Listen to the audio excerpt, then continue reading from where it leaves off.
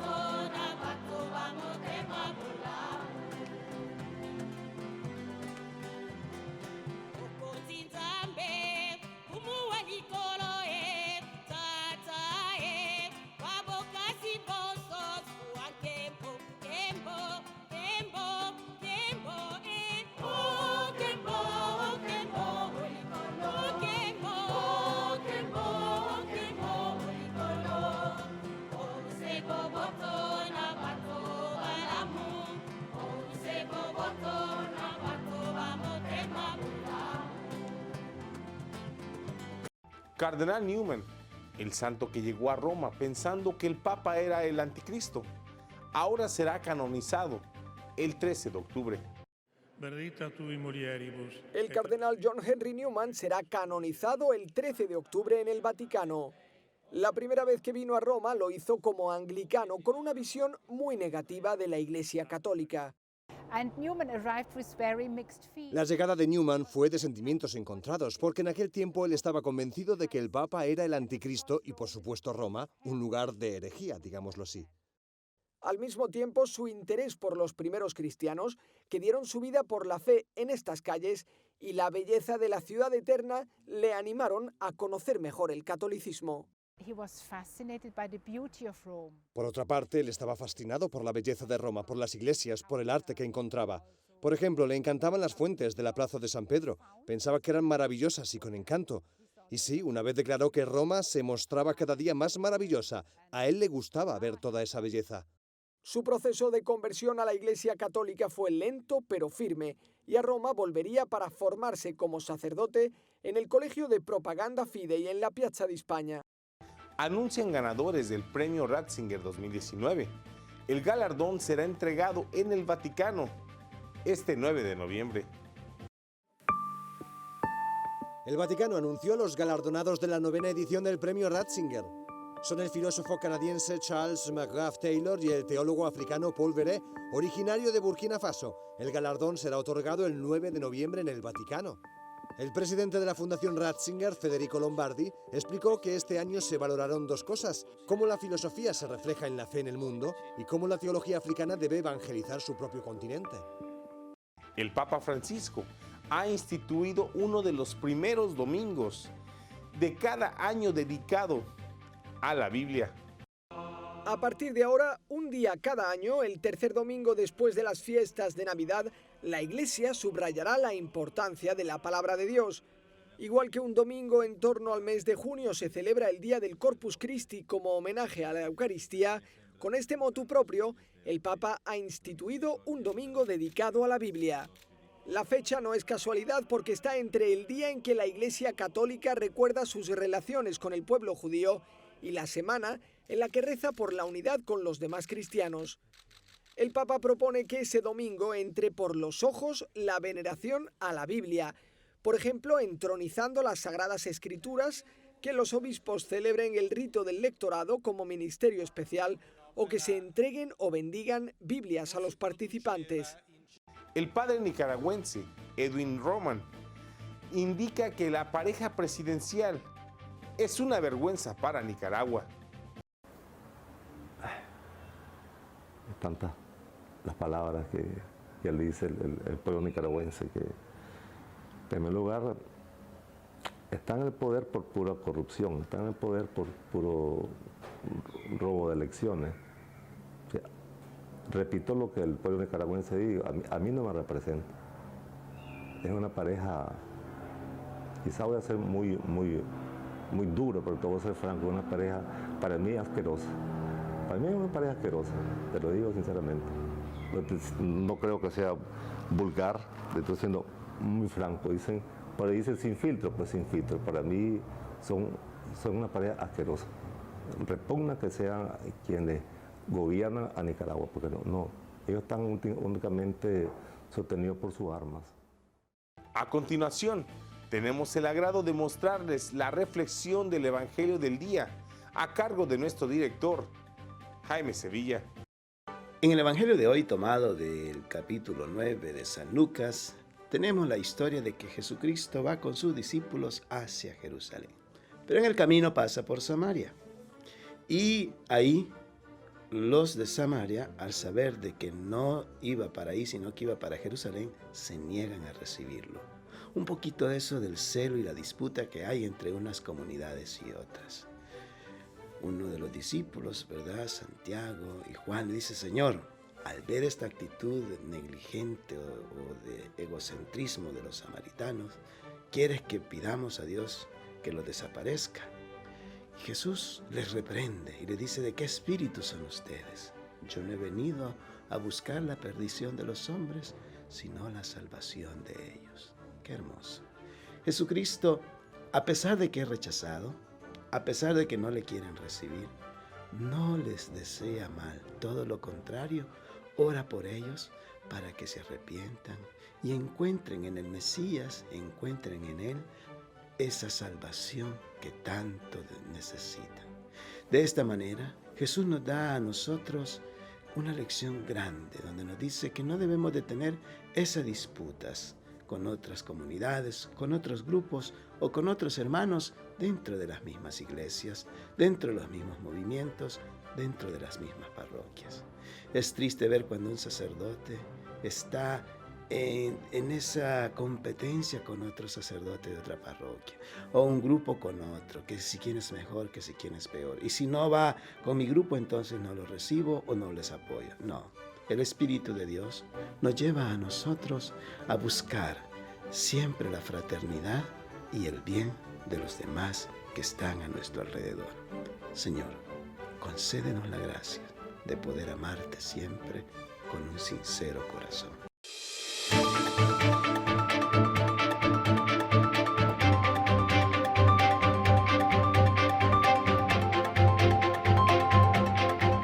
Y en Noticias del Mundo, el presidente del Perú ha disuelto el Congreso Nacional. Esta determinación ha desatado una ola de protestas a favor y en contra del pueblo peruano. La noticia del momento en Perú la protagoniza este hombre, el presidente de ese país, Martín Vizcarra, quien anunció hace pocas horas que disolvió constitucionalmente el Congreso dominado por la oposición. Esto sucede luego que el legislativo, controlado por la oposición, se negara a suspender una polémica designación de nuevos miembros del Tribunal Constitucional. De esta forma, Vizcarra convocó a elecciones parlamentarias anticipadas que debieran realizarse dentro de 4 meses. Es claro que la obstrucción y blindaje no cesan y no habrá acuerdo posible, dijo el mandatario, mientras centenares de manifestantes congregados afuera del Parlamento celebraban su decisión. En estos minutos, el Parlamento debate una moción presentada por el Fujimorismo para destituir al mandatario y declarar entonces vacante su cargo. 10 jueces federales de Estados Unidos bloquearon 2 de las políticas de migración del presidente Donald Trump. No se puede detener a menores por más de 20 días, ni acelerar deportación de detenidos. En agosto pasado, el director interino de Seguridad Nacional anunció una nueva regulación que permitiría detener a los menores por más de 20 días, asegurando que era necesario para evitar separarlos de sus familiares al ser detenidos y también para desincentivar la inmigración con menores. Ningún niño debería ser peón en un esquema para manipular nuestro sistema de inmigración. La otra política de la administración que fue bloqueada por un juez de la capital de Estados Unidos tiene que ver con las denominadas deportaciones express. Por ellas se confería mayor discreción a los oficiales de inmigración para deportar a inmigrantes que no tuvieran cómo probar que habían permanecido en el país por más de 2 años. En consecuencia, DHS tiene prohibido aplicar la política ampliada de remoción acelerada a cualquier persona a la que se le aplicaría mientras continúa esta acción. Ahora nos vamos a Somalia, donde se producen ataques contra base de Estados Unidos y un convoy de Unión Europea. En Somalia se produce un atentado contra una base militar de Estados Unidos y un ataque a un convoy militar de la Unión Europea. De momento no se reportan víctimas mortales relacionadas con estos sucesos. El grupo yihadista Al-Shabaab se atribuyó la agresión contra la base norteamericana, pero no dijo nada en cuanto al segundo asalto. Líderes globales se reúnen para el funeral de Jacques Chirac. El político y expresidente francés ha fallecido a los 87 años. Se trata de decenas de dirigentes que han participado en la ceremonia fúnebre, entre ellos, claro, el mandatario ruso Vladimir Putin. Chirac ha sido enterrado en el cementerio de Montparnasse junto con su hija fallecida hace 3 años. El país galo ha declarado este día de luto y se ordenó que las banderas en los edificios oficiales ondeen a media asta. Desde el fin de semana, miles de personas hicieron fila frente al hotel de Les Invalides para rendir homenaje al expresidente. Se trata de uno de los líderes de Francia más apreciados por la población, según indicó una encuesta realizada después de su muerte. Entre sus políticas destaca el rechazo a la invasión a Irak. Más de 300 estudiantes cautivos fueron liberados en una escuela islámica en Nigeria. El tiempo que estuvieron cautivos fueron sometidos a tratos muy inhumanos.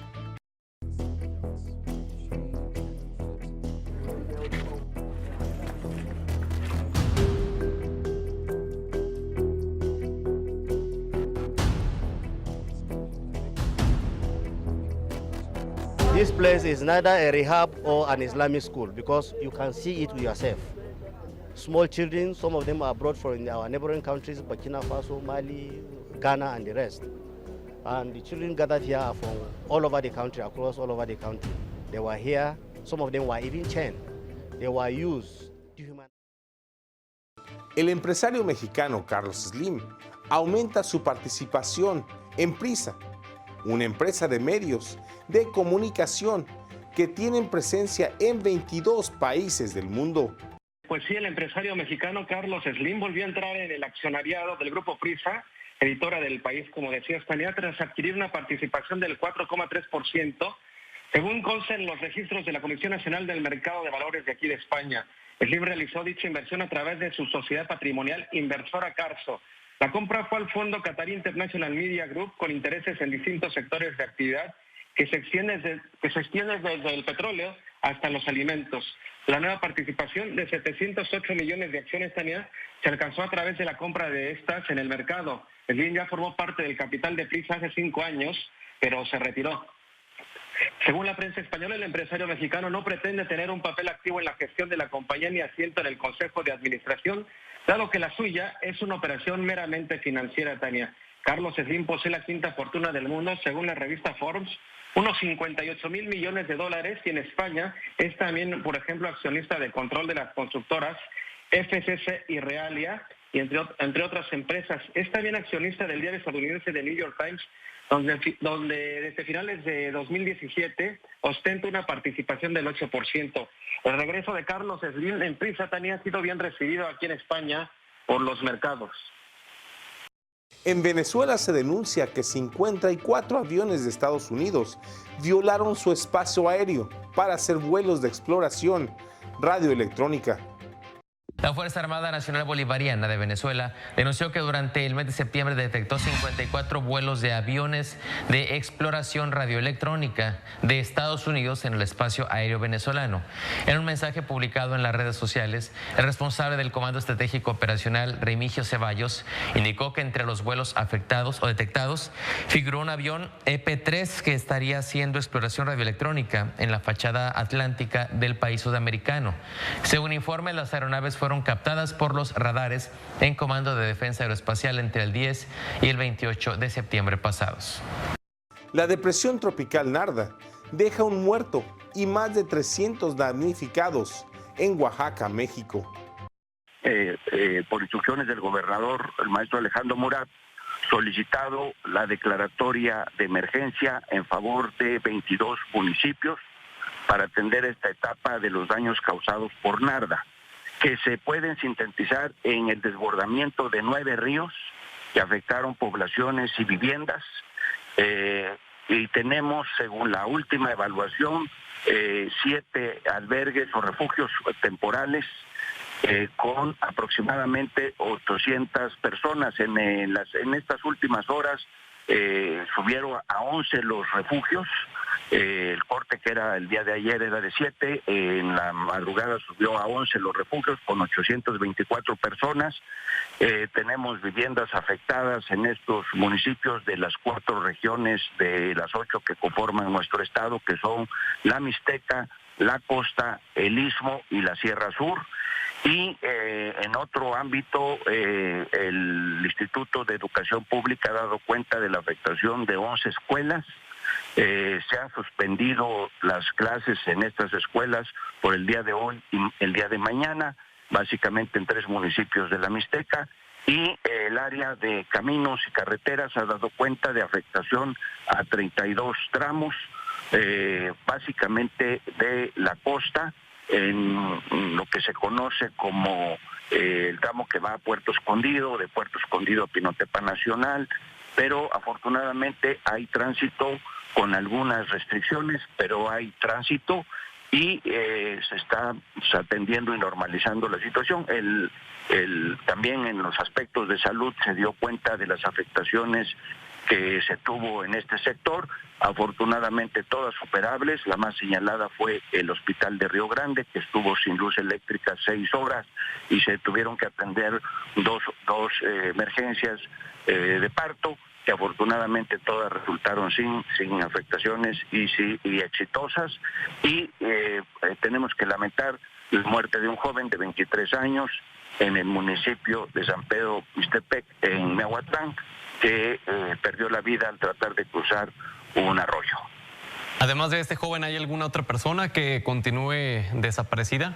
No, afortunadamente no hay nadie más, y lamentablemente solamente ha perdido la vida en esta temporada de lluvias que empezó el 15 de mayo y todavía falta lo que va del mes para concluir el próximo. Una persona es la que ha fallecido hasta el momento. En el Encuentro Latinoamericano por el Hábitat se anunció que 1.2 millones de salvadoreños no cuentan con una vivienda digna para vivir. En el mundo, cerca de 1.8 billones de personas carecen de una vivienda digna. El Salvador es uno de los países afectados por este déficit habitacional, y a esto se suma que más de 1 millón de familias viven en condiciones precarias. El último dato de Hábitat para la Humanidad Internacional se dice que en El Salvador el déficit habitacional es de 1,2 millones de familias habitando en condiciones que deberían de causarnos muchísima indignación. Es decir, sin agua, sin techo, sin piso, con algún tipo de carencia o a la orilla de las quebradas o con riesgo al desalojo. Es decir, esto es un drama. El Salvador no va a poder pensar en desarrollo humano mientras haya 1,2 millones de familias habitando en estas condiciones. El no contar con una vivienda digna afecta el desarrollo de la población y por ende el del país entero. Sin vivienda digna, padres y madres no pueden cuidar a sus niños o sus hijos como quieren y que les toca. Que hay en el mundo toda una generación de niños y niñas y jóvenes que no pueden estudiar cuando no hay luz de sol, porque no tienen luz eléctrica. Muchos de ellos se sienten obligados de salir de su país para buscar un futuro mejor en esta región en el norte.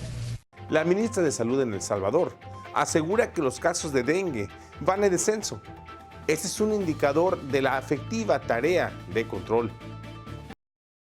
América Latina se encuentra bajo la sombra ahorita de la epidemia de dengue, y si bien en otros países está a la alza, nosotros, por el combate frontal que dimos desde el día 1, vamos en descenso.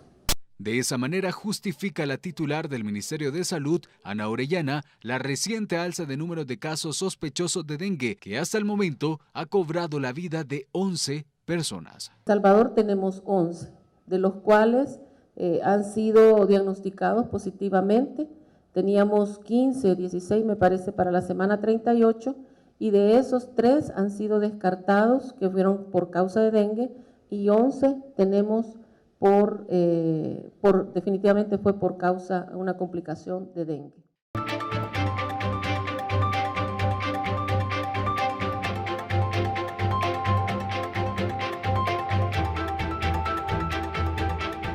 Ahora nos vamos a Estados Unidos, donde la Administración de Alimentos y Medicamentos frena la distribución de ranitidina, pues esta podría provocar cáncer. El alivio que da la ranitidina para la acidez estomacal podría provocar cáncer, según el anuncio de la Administración de Alimentos y Medicamentos de Estados Unidos, FDA, por sus siglas en inglés. La FDA detalló que se encontraron residuos de una sustancia llamada NMA, que podría provocar el cáncer. Tras el anuncio hecho por la organización estadounidense, la Agencia Europea de Medicamentos comenzó a realizar pruebas y confirmó que algunos de los productos contenían la sustancia relacionada con el cáncer. Por ello, el laboratorio farmacéutico Novartis anunció que detuvo la distribución de todos los medicamentos que contienen ranitidina fabricada por Sandoz. El gigante de los medicamentos explicó que esta decisión era una medida precautoria por la alerta hecha por la Administración de Alimentos y Medicamentos del país del norte. Hasta el momento, la FDA continúa evaluando los riesgos que podría representar el consumo del medicamento a la salud de las personas. En Estados Unidos, el video de una soprano sin techo que grabó un aficionado se hizo viral, y la soprano resultó ser una artista rusa.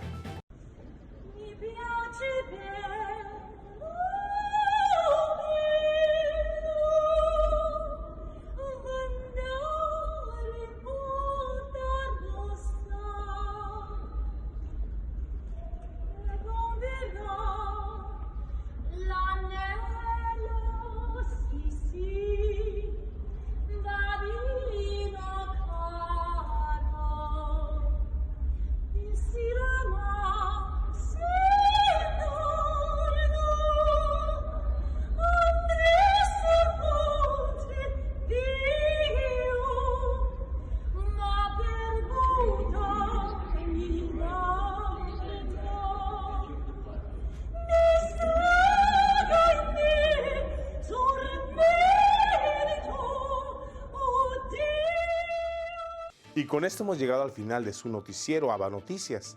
Muchas gracias por su preferencia y continúe con nuestra programación. Ya estamos en Roku TV y Amazon Fire. Ahí nos vemos y que Dios les bendiga.